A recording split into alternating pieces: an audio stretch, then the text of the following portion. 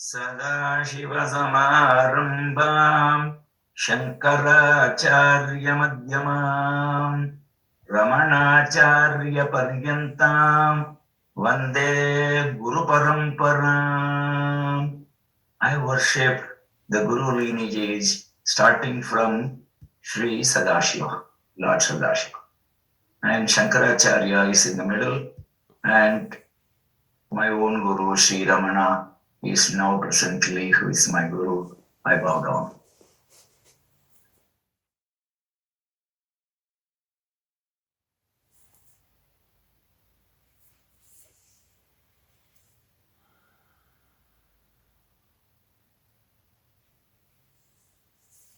On this path, everyone can be our Guru. Anything which brings us to the source. And it's not always just the teacher whose teachings we are following, but it can be anything. It can be incidents, things you see around. Whatever can bring you to the source. And when a person is trying to abide in source, then all what is happening in life actually becomes a teaching. It all depends how we see things around us. And they can have very powerful impact. Someone sent me a video in which a teacher pulled out one of the burning wood from there were all these woods were burning together to boil something. And he was giving a beautiful example that if we are burning one wood stick alone, it will not create that much of flame and it will die. But if all of them burn together, then all of them help each other to burn more effulgent and more power. And this is what is satsang. Because so many self putting of effort to stay in self together becomes a huge energy. And this also helps in someone who in this pursuit is a bit far or bit new. He gets the same flame, same energy. And this becomes a cumulative effort. So power of satsang, everyone has appreciated, including Bhagavan, Ramana Maharshi, and everyone. So this power of satsang is simply a group of people sitting together or listening together and contemplating on that absolute together helps it to manifest within you.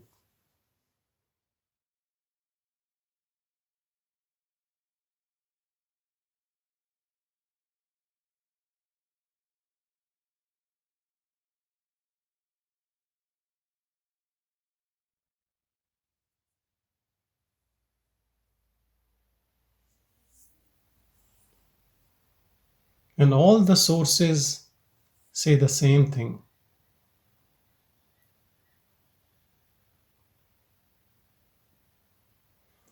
There's a teaching by Anandmayi Ma, and I can see where Jason is sitting behind him is Anandmayi Ma's picture, which I guess it is because I can't see the whole, but by the look of hair, it looks like she's the one.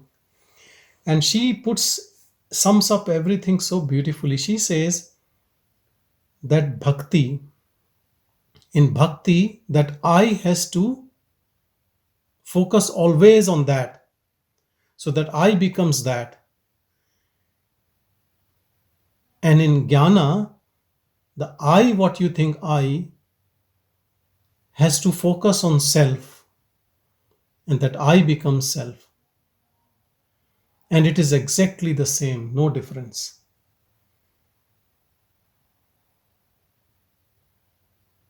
When we bow down to the absolute, we become absolute, because bowing down means that false illusory ego disappears and what is true is left. And that we call as bhakti, bow down. As Neelakantan ji just did this prayer. So this prayer is exactly that. When we bow down, we are actually bowing down, we are bowing down our ego, our individuality. And when there is no individuality left, then that is left. And the path of knowledge or path of jnana is not involving in that I. So the I disappears. Without any doership, when we stay as a non doer, as a witness, and we have no personal desires, then exactly the same thing happens. And so the best path is combine these two together. Or I would say they are always together.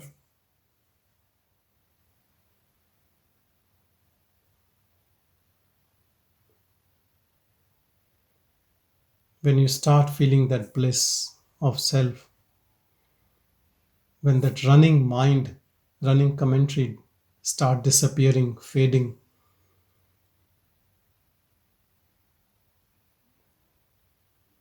when we really surrender to absolute, then role of mind is negligible.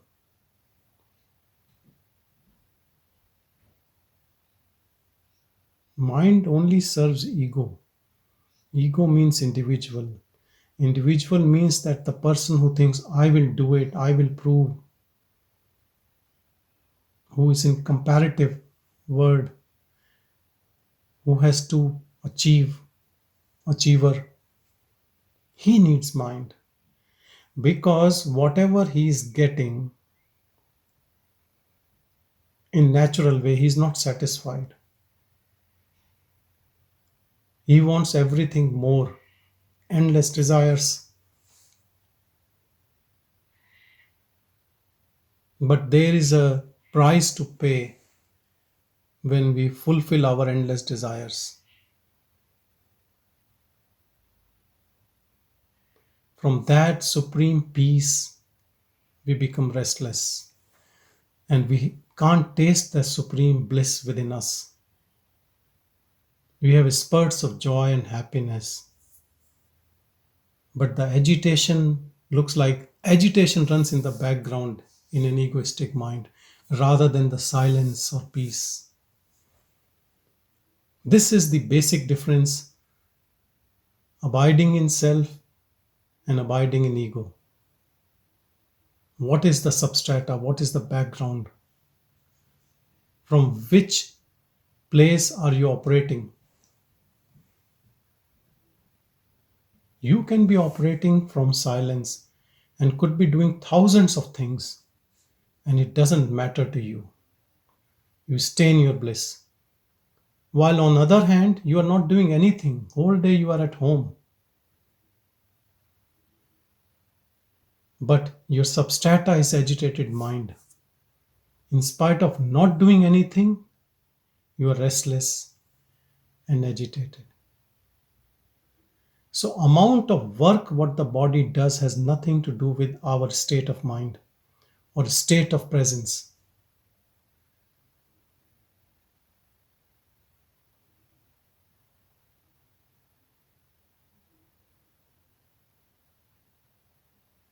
There is a secret behind it. When we operate from the source, we are at peace. And whatever destined to happen or to be done, we agree with that.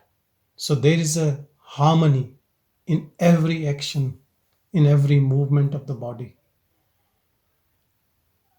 But when we have our own agenda, when we want to prove to the world that I am something,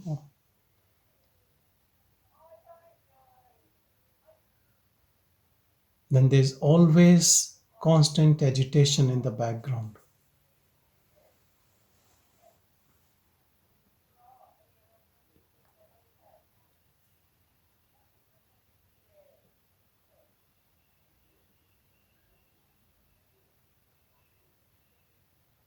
When we try to be a good person, a lot of efforts are needed, or try to show our goodness. Instead of that, if we just stay as that supreme bliss, that silence, that self, that witness, that non doer, then you don't have to prove anything to anyone. Whatever the action body does, you agree, whether others agree or not is none of your business. But you are in complete harmony with it. Whether there are a lot of actions happening or no action happening,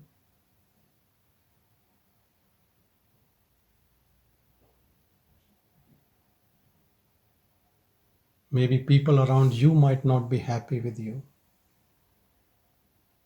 because they expect something more or more productive, or I don't know. But you are in complete harmony. Ego works for the society, for the world, in a way. But self knows only self. It is indifferent to people and world. So sometimes self realized people look a bit eccentric also, or appears to not follow society norms, because society has its own agenda. Society wants productive people, not enlightened people.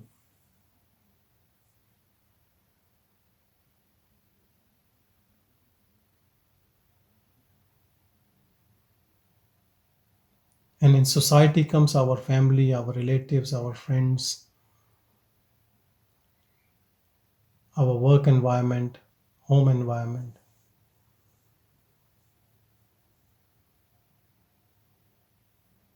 If you see, Bhagwan's life is also a metaphor of the same. He left everything, went where he cannot do any business, living in a cave. You can't go to do any business in a loincloth. No one will employ you. No money to travel. No food to eat. There were days and days when there was no food. If food comes, he will eat.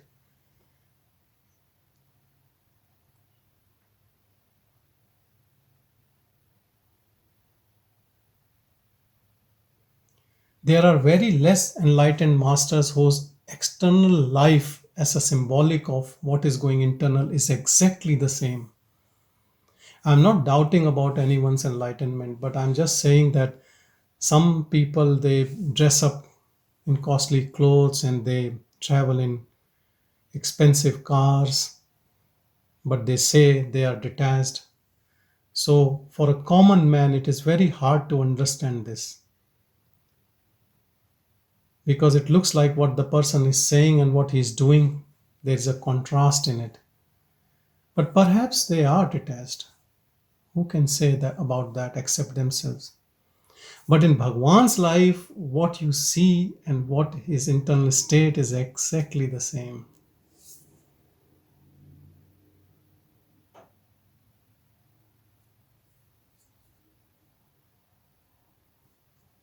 Though he left everything, but he never ever encouraged anyone to leave family life and come and live in ashram.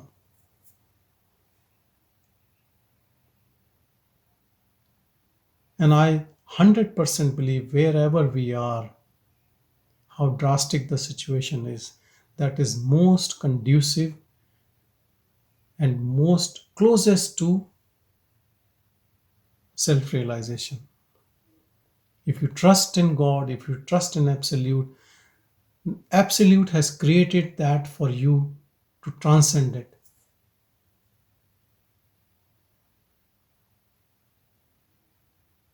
It is all about your belief in it, that yes, this life is for liberation. When we believe in liberation, liberation has to happen. Because then we bring all that energy within.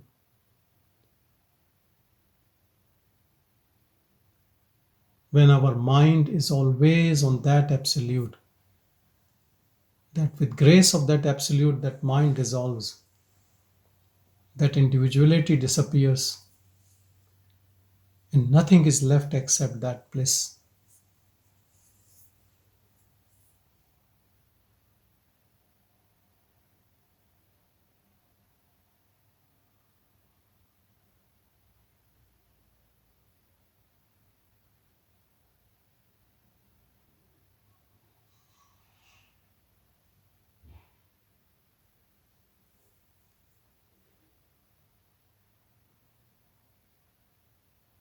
Process in which mind dissolves can be different in different people depending on what they have accumulated, how much garbage they have to throw out, and how much they are eager to throw out at once everything, or how slow the process is. All depends on your own longing.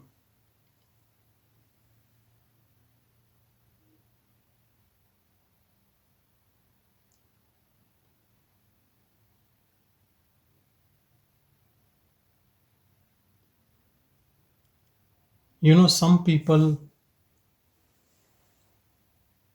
used to say that during Bhagwan's time, people who stayed with Bhagwan were so fortunate, so lucky that he was there in a living body. He could guide them, they could see his presence. But we should also remember during Bhagwan's time, there were people who came only for a very short visit and they got everything and they left. Their name might be in records or not, but there are so many people have written about it. And Bhagwan's closest devotees, with all humility, they used to say that we stayed with Bhagwan because we were too dumb to learn from distance or on a short visit. When someone is less sick, you visit a doctor in outpatient clinic and you get cured. But if you're too sick, you need to be admitted as an inpatient. That is just their humbleness. And you don't even have to visit Bhagwan. Bhagwan used to say that even if you remember me, you could have got the same benefit.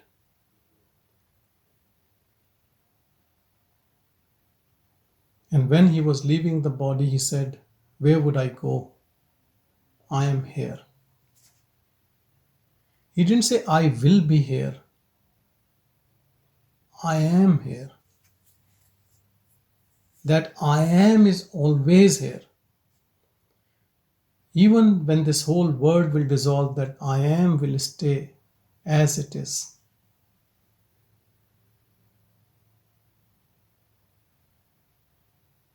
He is that I am, that absolute in all of us, which is everywhere.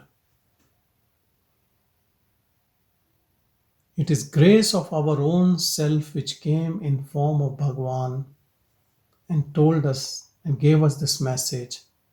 And that form disappeared, but the I am stayed, and that message stayed.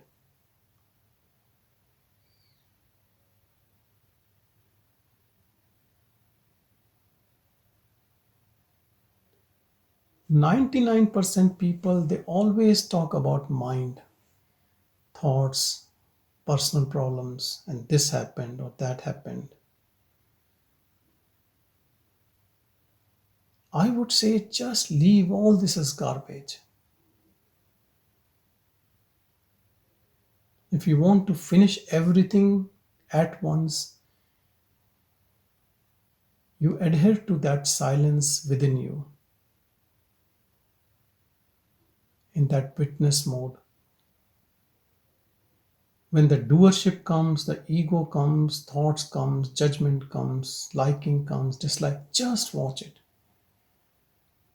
Acknowledge it because it is going on internal in your mind. You can't escape from listening to it. But don't give your energy to it. Your previous energy attachment to it has led to this thing coming still in you, though you're not interested in it. But because if you have no interest in it, eventually it will stop. You ask any seeker, any sadhak, they will tell you that perhaps 2 years back these noises were too loud and I used to act on them, and now there is a gap, there is a space between me and these noises, and they are less intrusive.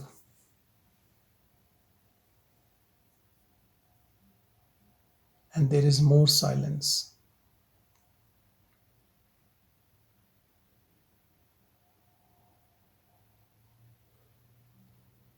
And I was talking today, and we were talking about the same thing, that sometimes some new person joins and they ask questions and you can see the agitation, and then you realize how much you have actually moved into the silence within. Because it is a gradual process, sometimes we also don't really know how much we have changed internally. Similar to when we grow or a child grows in our family, suddenly we see it has grown. We don't realize when the person is growing.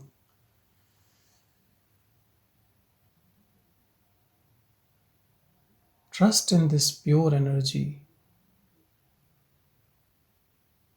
Remember it.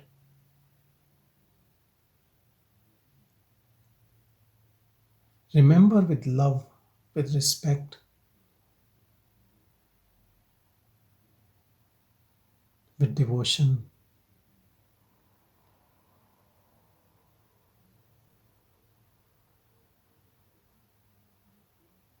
This is purest of pure energy, unadulterated, untainted.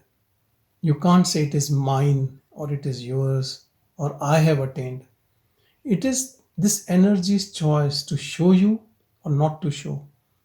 So we say it is kripa, it is only grace. We only have to be ready. We have to be of that caliber so that grace flows. And the only thing needed to get that grace is interest in it. In an absolute thing, we should have absolute interest. If you make a list of to do things, out of 10, all 10 should be to know this.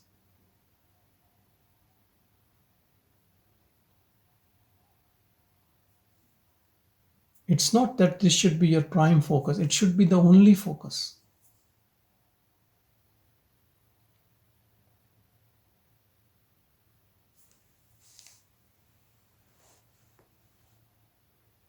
We are doing face to face satsang on 7th, which is, according to Tamil calendar, is Bhagavan's 143rd Jayanti, which means his date of birth. In English calendar, it was 30th of December.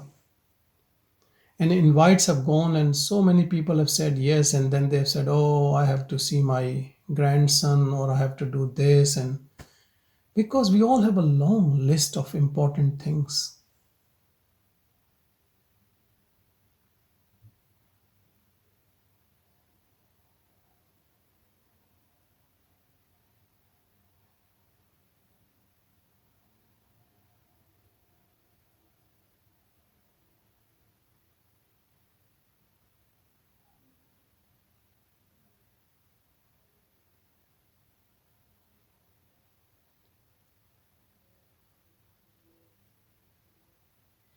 The other day I was doing satsang with someone,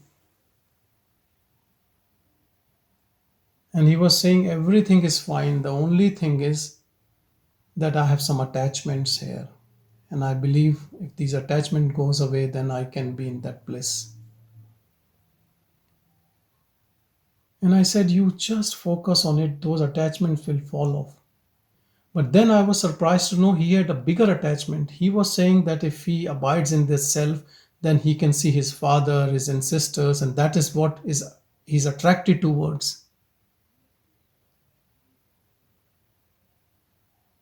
So leaving attachments here and then attachments with people who are already dead. Somehow he had this concept that once he abides in self, then he can talk to his dad who died many years ago. People have weird concepts in life.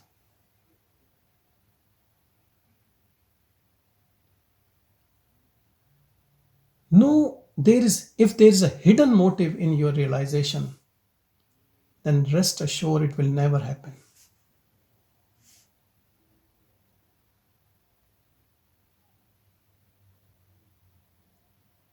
Love for God should be only for God, nothing else.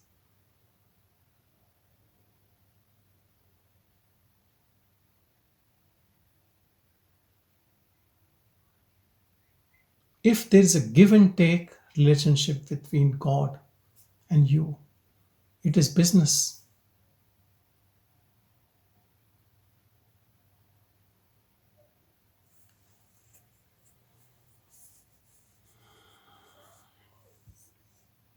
I think Jason has asked some question.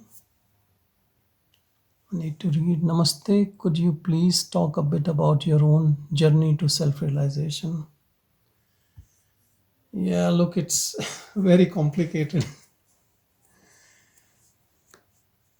Complicated because whatever came, I just was always like a sponge, wanted to just absorb whatever I could.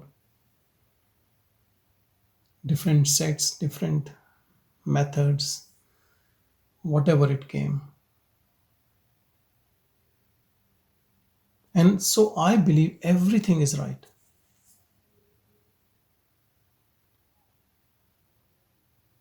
Whatever works for you, whatever you are inclined towards works best.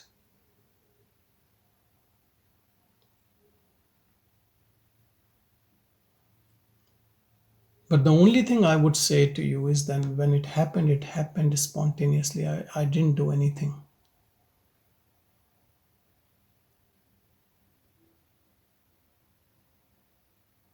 And I had no clue. And then I Googled it and I couldn't find any real answers to the changes.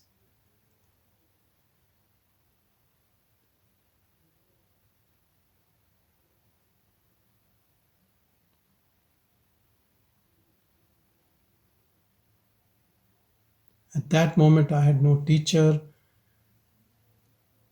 not much information, and I searched and searched. And then, few years after that, I found Ramana Maharshi's teaching, which actually clicked, and I understood this is what it is.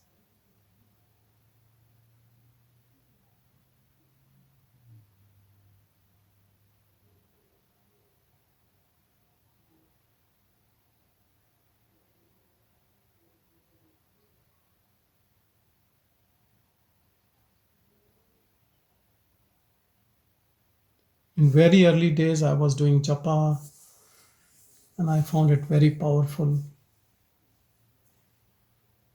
Being a yoga teacher, I was helping with yoga. But if you ask me, powerful technique, I would say japa is a very powerful technique. Eventually, it takes us to this self inquiry and self abidance, which I believe is for ripe seekers who are really ripe To become that mature, I think all these techniques are so important.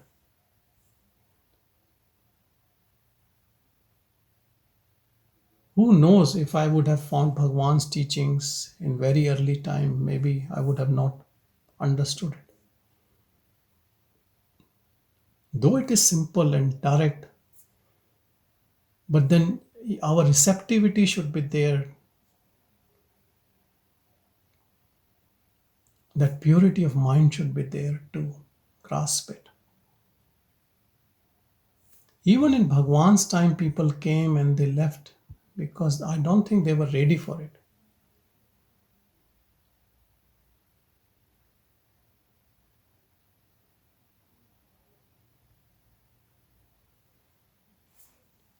Prem Gandhiji have asked, can you please give some guidelines on staying as self even while in any worldly situations? Prem Gandhiji, do you want to elaborate further?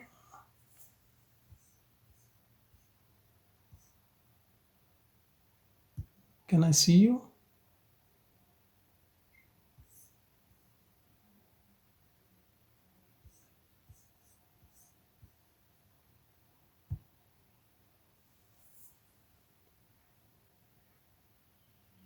Can you switch on your video? Because I can't see you on this page.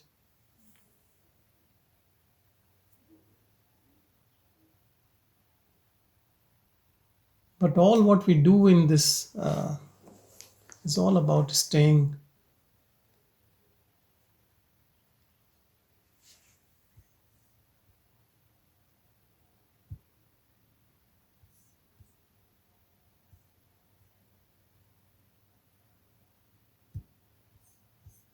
I can't see where.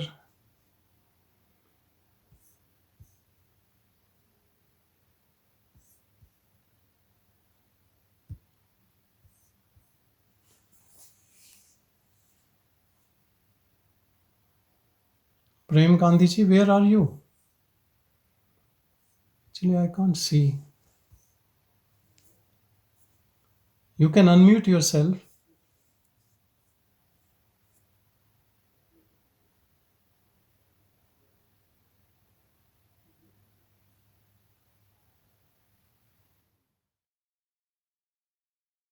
Pranam Sanjay ji. Hello. Namaskar. Hello, Pranam Sanjay ji. Pranam, pranam.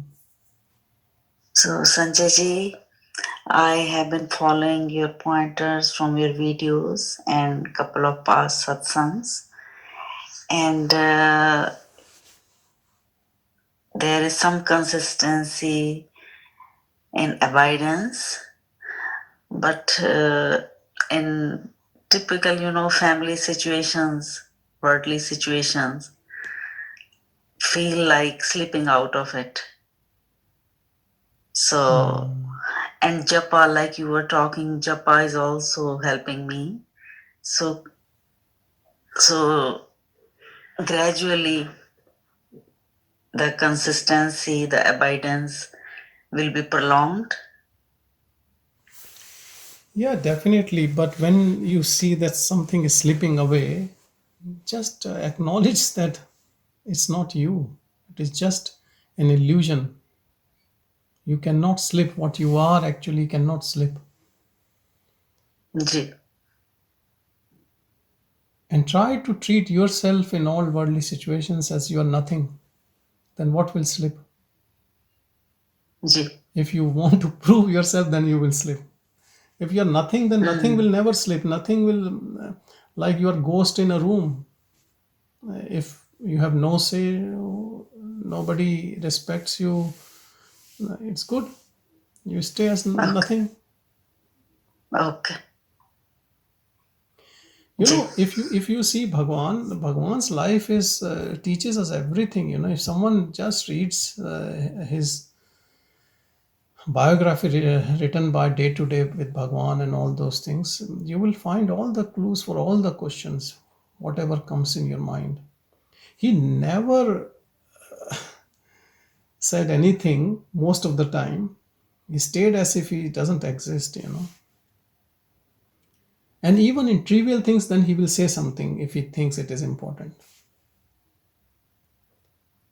So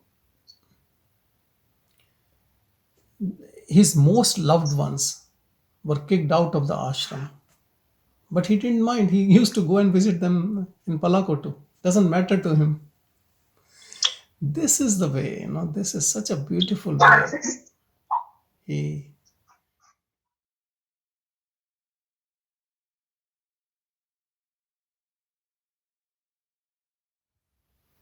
Nothing matters. When we are too much worried about mind and its thoughts, then it troubles us more. Then the mind is successful when we complain.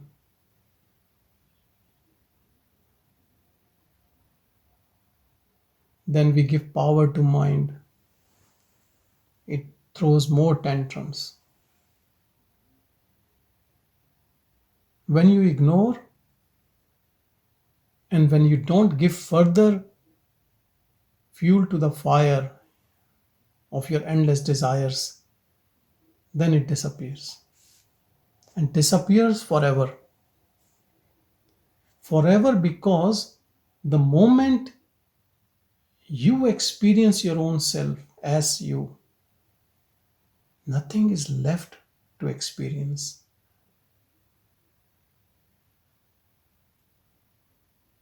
And no desire can come up now, because any fulfillment of desire will take you away from that bliss. And who wants to be away from that pure bliss? So the desires don't exist. Yes, things will come to your way, things will come, you might acquire something, you might lose. Those transactions of life will continue, but they will have no effect on you, because the one who is interested in these transactions has disappeared.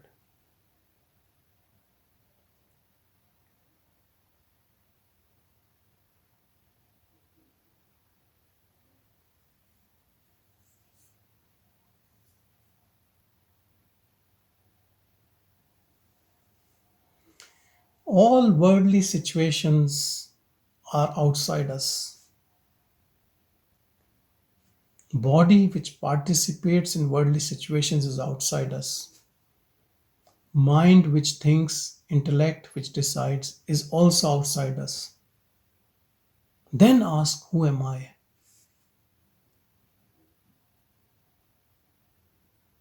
And the only answer you will get is pure silence. Now stay with that silence as silence. Silence is the language of this pure awareness which we all are. Know this truth within you. Don't make it a concept at intellectual level. This should be your experiential understanding. And everything is on this substrata of silence, even the mind. When we say ego, people working at the ego level, ego mode, that also has substrata as silence, but we are not moving within to acknowledge it. If you live on surface as wave, you will not know how deep is the ocean. And thoughts keeps us in one form of wave to another form of wave, and we keep floating on the top. And there is no peace on the top as wave. The moment you detach from that thought wave, you merge in that pure self.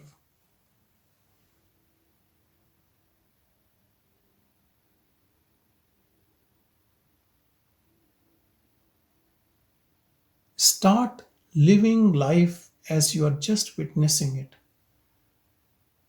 Impartial witness to this body and other bodies. It can be difficult. Initially, ego is still there. It has its own agenda. But with that vigilance, it comes to your notice so quickly that you don't allow its ugly head to be raised again. And your vigilance is so powerful because it's coming from the source that ego melts away, ego disappears.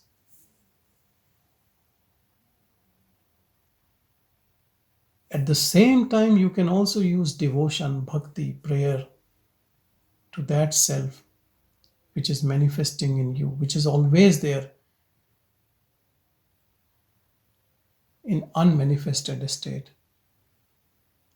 But when the noise goes down, then it starts manifesting. Then whatever ego is left, make that ego as devotee to that. So this illusory duality which is appearing, use it as bhakti and finish it off. So that ego I becomes that. Actually, there is no method in it. It is your all internal environment. Whatever works, just do it, finish it. Don't hold on to anything. Keep your hands open. Whatever comes, comes. Whatever goes, goes. Be like a dry leaf in the wind, in harmony with what that energy wants to do with this body. Surrender this body, this ego, this mind, this intellect to that pure energy. And let it do the best what it wants to do with this body. If it wants to do something, or if it wants to finish this body, let it kill this body. The one who was controlling should disappear. And then see the magic.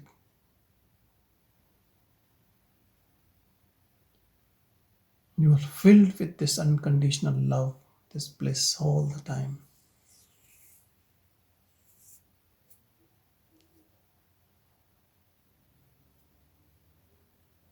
So much so that you can't share this with anyone, because what do you say to others?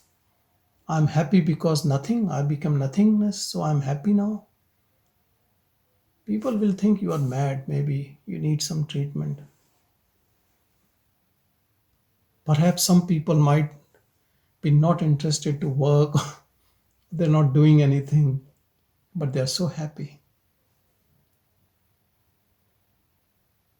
In this materialistic world, only mad people are happy without getting anything. Rest all are after something, and they think they will be happy after achieving something, procuring something.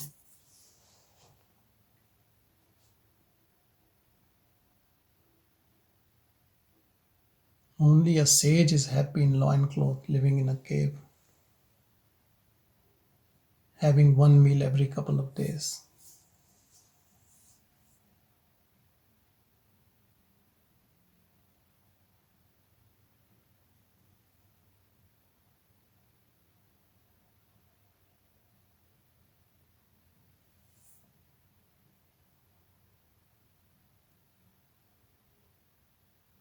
We all are connected with that pure energy of Bhagavan. And just calling it Bhagavan Ramana Satsang brings purity to it.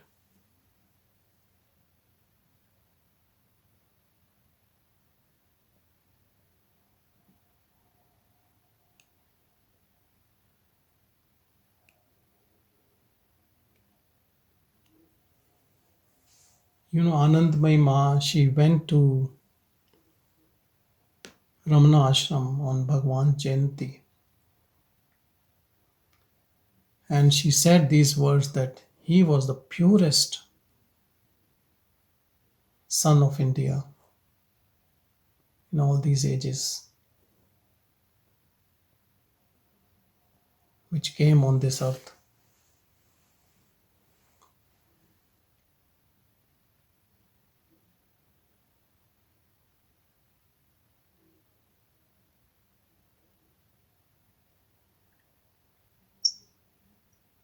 Namaste, Sanjay.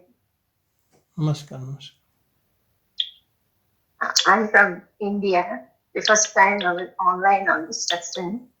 Oh, I beautiful to just see you. want yeah, I'm very thankful to you, Sanjay ji, for Thank, allowing us to be on this online. thank you. Thank you. And just from a couple of months, I'm listening to your videos, and they're really inspirational, very helpful in my studies. Thank you. Yes, to say thank you once again. Thank you.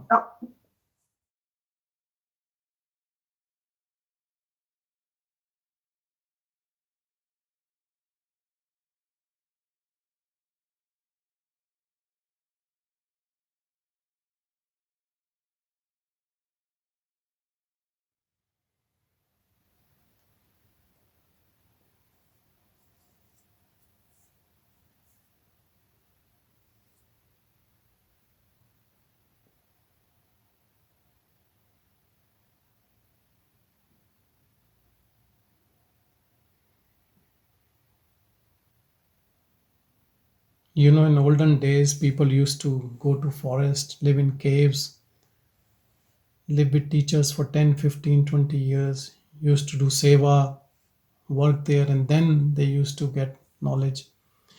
In this fast age, we all can sit in our own house and we can have satsang together online. This is also grace of God, isn't it? Because methods and techniques and process comes to us by that divine source only to help us in the best possible way.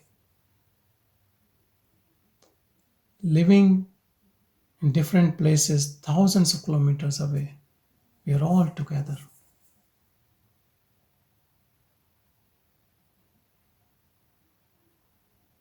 Because this distance is only in this imagery which is projected from the mind.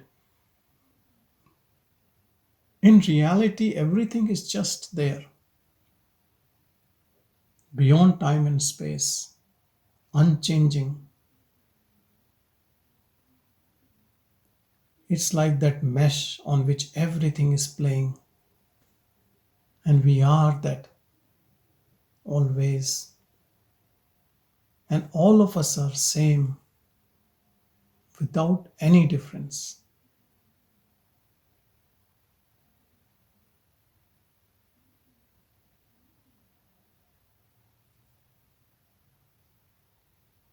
Awareness has no particular religion.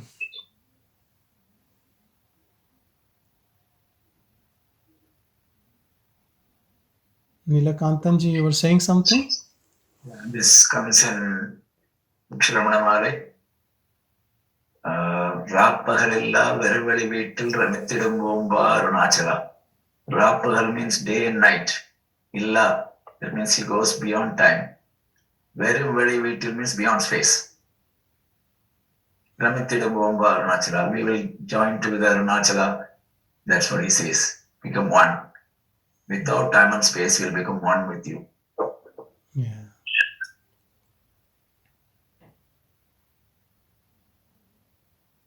Stop giving your energy to mind, which is creating all this time and space game in front of us, and bring that energy of your attention to the self. It is all in our own hand.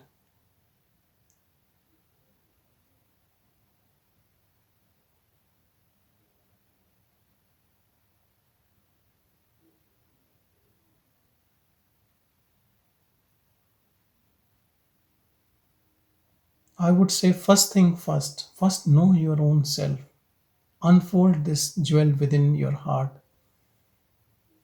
And then if time is left in this world, then do what else you think is important.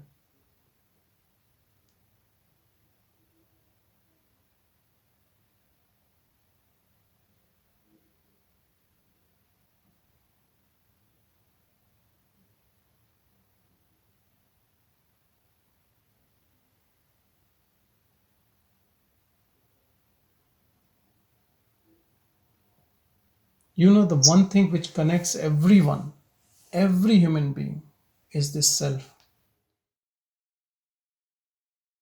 where no demarcation is left. We are all same. And so there is unconditional love. It is not conditioned by any reason.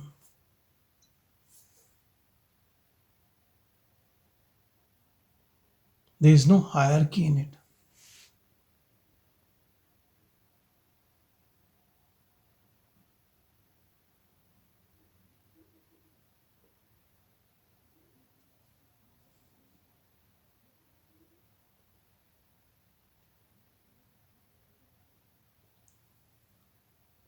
Watch everything from this silence.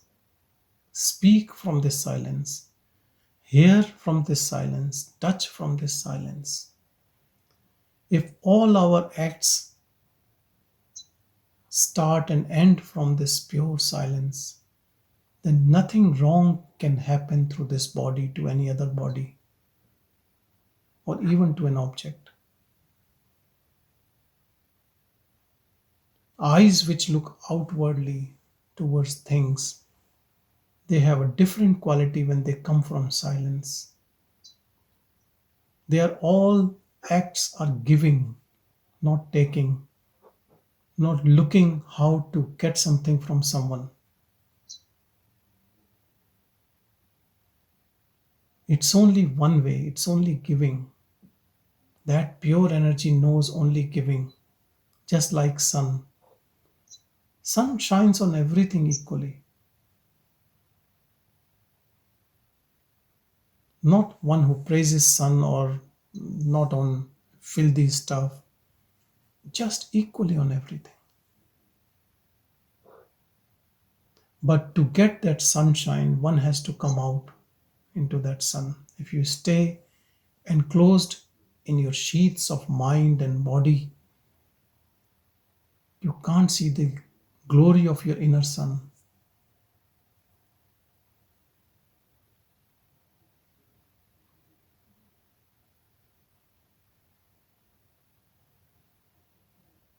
Some people say they are doing such an important thing in this world that they have no time for all this crap about self realization and all.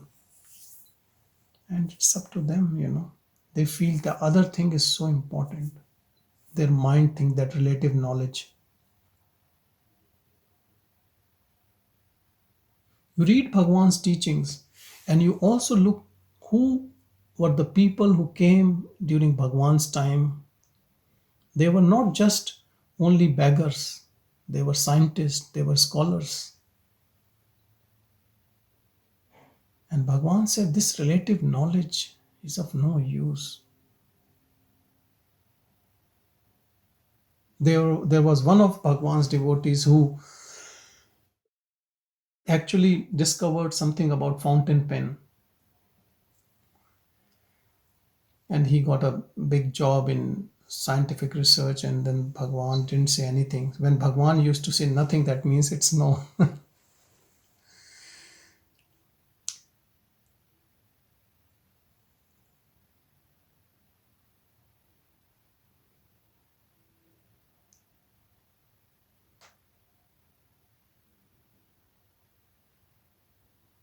When we know ourselves, then we know everything. Then so many things which look so important right now to people. Because look, everyone is doing something in their life. Whatever they do, they think this is most important. Coming from scientific background, I know all the people who are doing research around me. They all think they are doing groundbreaking research. Everyone is so engrossed in their own mind thing.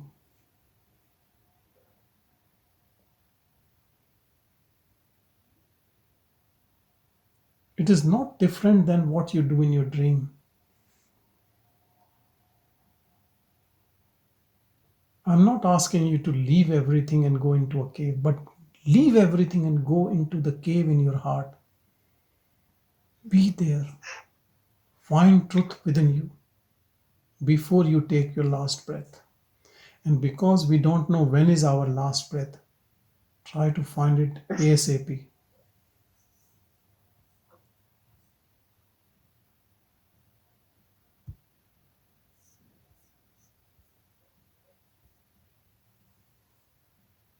Then rest of the things can wait.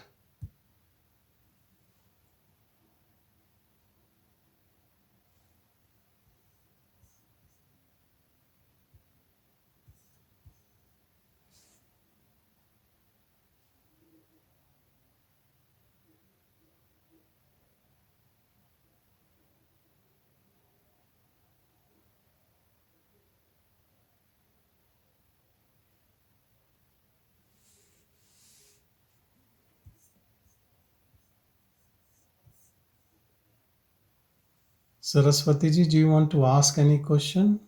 You can unmute yourself.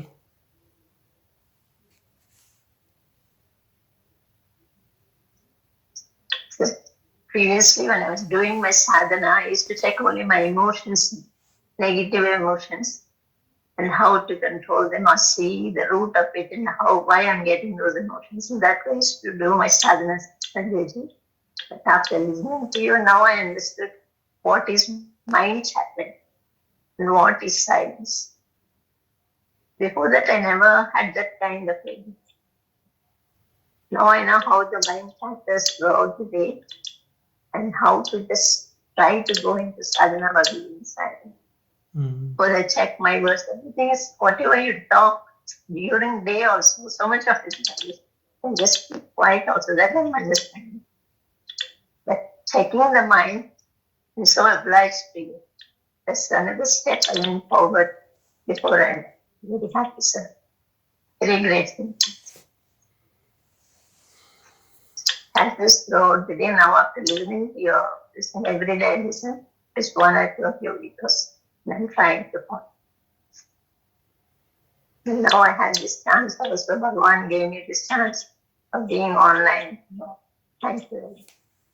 Just once in a week I can come, I think. The other two are during midnight, I think. The other two online classes. Yeah.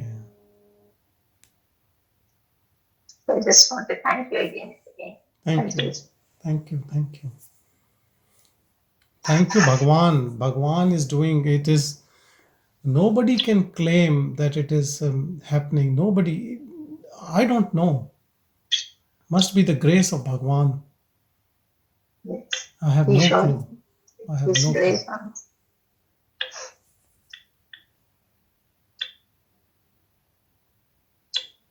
Namaste, Sanjay ji. Hello. Yes. I'm also joining for the first time today, like Saraswati ji from India. Hello. Although I tried twice before, but it wasn't Bhagwan's wish to connect me. Once I missed the time zone, I joined just as your session was ending. And then I tried last week when you were out of town, I guess. So, but I've been listening to your online videos, like Saraswati ji mentioned, and as you always keep saying, I think we are also connected, that the message of Bhagavan vibrates even through those videos loud and clear. Those recordings are all the team that is enabling that. I'm really thankful to them. Of course, to you and to all the team that make that happen. Because even your old videos are so helpful. And I don't know how I stumbled upon it. As you said, it's all Bhagavan's grace. How I stumbled upon one of your videos, and ever since I've just been hooked. I cannot pass my day without listening to at least one of the Satsangs. And the message is definitely very powerful. And I know it's coming directly from the same source. You are a medium to transmit, and we are truly blessed that we have that opportunity to listen to you and that message that coming from that same ultimate source for all of us. So thank you very much to all of you who are making this happen and enabling it for people around the world. So we are all very, very blessed. Thank you, Bhagavan. We thank you all. Thank you.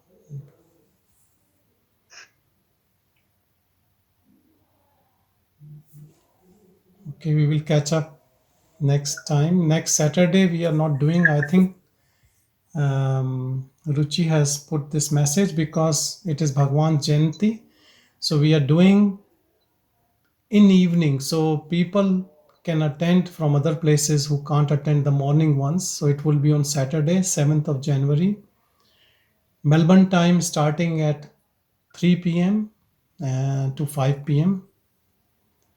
And Dr. Anand, president at Ramana Ashram, he has agreed to address the gathering. So you can connect through Zoom link, same Zoom link. Okay. Thank you, everyone.